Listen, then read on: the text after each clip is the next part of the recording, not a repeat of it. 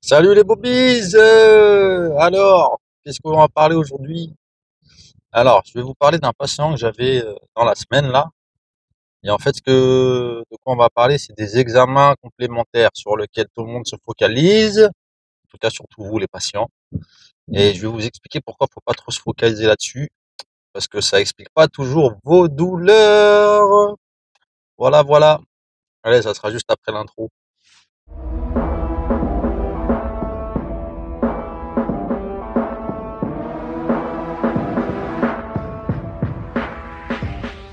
Bon, alors, je vais vous raconter la petite histoire de ce patient.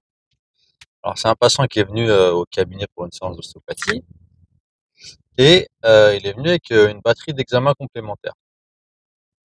Il est venu avec deux IRM, un IRM des lombaires, un IRM des cervicales.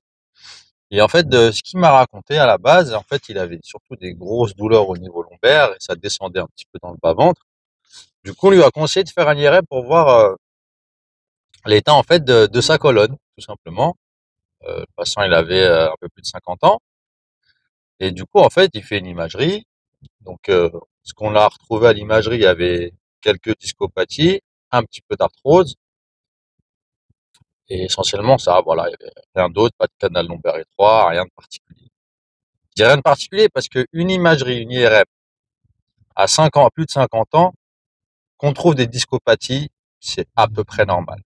Il y en avait, je crois que sur deux étages, je crois que c'était L4 et L3, il me semble.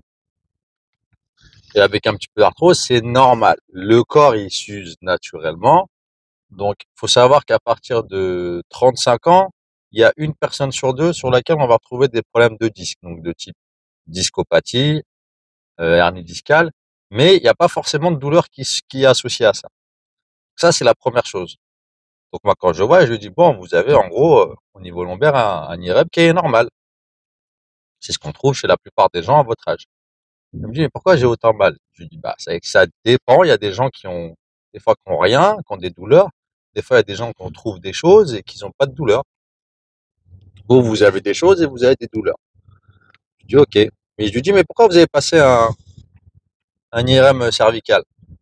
Il me dit, bah, le médecin, il m'a orienté. Il m'a dit, en général, quand vous êtes usé au niveau des lombaires, en gros, il y a aussi des choses au niveau cervical. Mais il n'avait pas vraiment de symptômes au niveau cervical, hein. Quand il est venu, il me dit qu'il avait un peu mal à l'épaule, mais il n'avait pas de douleur avec des irradiations, des trucs. Vraiment, lui, il est venu pour vraiment des grosses douleurs au niveau chronique. Je crois que ça faisait 5 6 mois, il m'avait dit, je crois, au niveau lombaire. Donc, on regarde l'IRM cervical. C'était intéressant. Suivez bien. Ce qu'on a trouvé à l'IRM cervical, on a trouvé en gros une usure qui était un petit peu plus marquée, même un petit peu plus, beaucoup plus marquée sur plusieurs étages au niveau cervical. Donc, en comparant l'IRM cervical juste et l'IRM au niveau des lombaires, on pourrait croire que le patient il aurait plus mal au cou, au niveau cervical, parce que c'est beaucoup plus usé, il y avait plus de discopathie, plus d'arthrose, etc. Donc, tout ça, c'est pour vous dire que c'est pas ce qu'on trouve à l'imagerie qui explique vos douleurs. Parce que si on se fiait qu'à l'imagerie, on se dit, bah, en fait, le patient, il a plus mal au cou, alors qu'il a quasiment pas mal de tout, mais il avait une petite douleur d'épaule, il y avait peut-être un lien avec des tensions au niveau cervical, mais c'est pas ce qu'on a trouvé à l'imagerie qui explique ces douleurs. Donc, du coup, c'est de ça que je voulais vous parler. Ne vous focalisez pas trop sur les images. L'examen clinique, il a beaucoup plus de valeur que les imageries, toutes les imageries. Et en général, les imageries, elles viennent confirmer l'examen clinique. Ce que j'entends par imagerie, c'est tout ce qui va être radio, scanner, échographie, IRM, arthro-IRM, tout ça. Tout ça, ça vient juste conforter un examen clinique. Un examen clinique, c'est quoi? L'examen clinique, en gros, quand vous allez chez votre médecin ou chez un professionnel de santé, un examen clinique, c'est le fait quand on vous pose toutes les questions d'interrogation, qu'est-ce qui se passe, comment c'est arrivé, et après on vient faire nos tests manuels, donc avec les mains, des fois avec un stéthoscope pour prendre, écouter le cœur, les poumons, ça dépend quel médecin vous allez voir. Des fois, il y aura besoin de prendre la tension. Toutes ces choses-là et tous ces tests qui vont chercher à reproduire la douleur ou à déclencher vos symptômes pour savoir, en fait, c'est quoi le souci? Où est-ce que vous avez mal ou si c'est une autre médecine pour essayer de trouver le diagnostic. Et quand on a ça, après, on demande des imageries. Pourquoi on demande des imageries? Alors moi, dans mon cas, je demande des imageries soit pour confirmer un diagnostic qui a été posé ou pour lever un doute. Je prends un exemple. Il y a quelqu'un qui a fait une entorse de cheville. Je fais mon examen, je me dis, c'est bizarre, il a quand même vachement mal.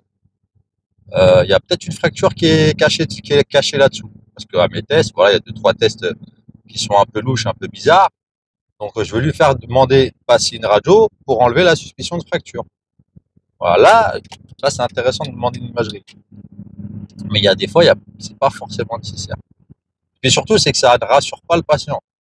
Comme si je vous prends le cas d'avant, la personne a quasiment pas mal au cervical, on lui fait passer une IRM cervicale, il voit des discopathies partout, de l'arthrose partout, encore plus qu'au niveau lombaire.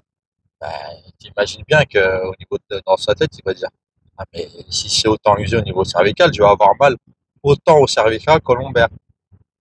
Et c'était pas le cas du tout en fait. Donc voilà, arrêtez de vous focaliser sur les images. Ça n'explique pas toujours vos douleurs. Parce qu'en plus,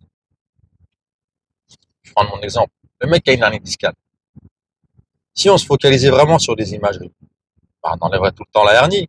Donc il passerait tout le temps au bloc opératoire se faire opérer. Mais avant, non, pas forcément. Vous allez voir le kiné, l'ostéo, le médecin. Il y a plein de traitements qui font que bah, des fois les gens, ils ont moins mal après quelques séances de kiné ou des séances d'ostéopathie, par exemple. Mais la hernie, elle est toujours là. On n'a pas fait disparaître l'hernie comme ça en une séance. Donc voilà, ne vous focalisez pas trop sur les images. Ok, ok. Bon, dites-moi si dans les commentaires il y a des gens là qui sont paniqués par le diagnostic qu'on leur a trouvé dans les imageries. Et calmez-vous, parce que c'est pas toujours en lien. C'est vrai que des fois c'est en lien, mais franchement la plupart des cas, c'est pas toujours en lien. Il y a tout un contexte en général autour qui fait que vos douleurs elles vont augmenter. Si vous dormez mal, si vous êtes dans une situation stressante, des choses comme ça, tout ça. Tout ça, ça joue énormément sur vos douleurs. La preuve, c'est que je suis sûr qu'il y a plein de gens qui ont des hernies discales ou des discopathies, quand ils partent en vacances, ils ont moins mal. Ça veut dire quoi? La hernie est toujours là, hein. Elle part pas en vacances avec vous, hein. Enfin, si, elle part avec vous, mais elle part pas en vacances quand vous partez en vacances, quoi. Donc voilà, c'était pour vous partager ça. Sur ce, je vous dis à la prochaine et portez soin. Prenez soin de vous. Ah, je suis fatigué. Allez, ciao, ciao.